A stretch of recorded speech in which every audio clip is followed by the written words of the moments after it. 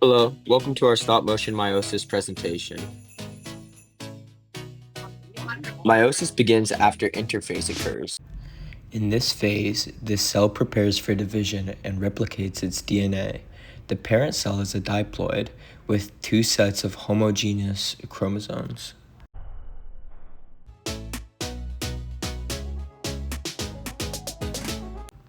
In prophase 1, the chromosomes condense and the homologous chromosomes pair up into tetrads.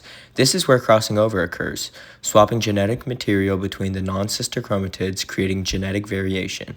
The nuclear envelope breaks down and the tetrads move to the center of the cell and line along the metaphase plate. The orientation of each chromosome is completely random, enhancing the genetic variation of metaphase 1. In anaphase 1, the homologous chromosomes separate and move to opposite sides of the cell, while the sister chromatids are still attached. The chromosomes gather together at the poles.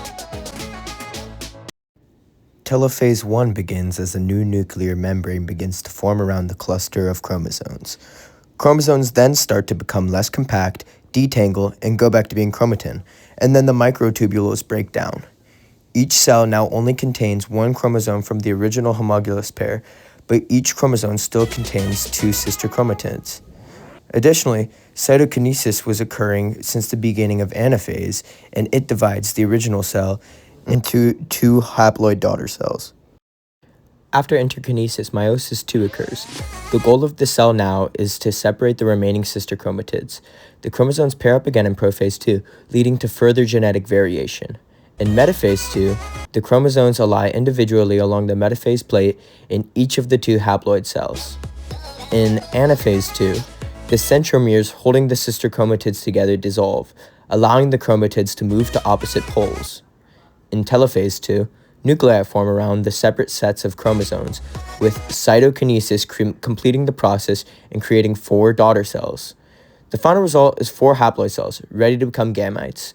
Each cell is uniquely different due to crossing over and independent assortment.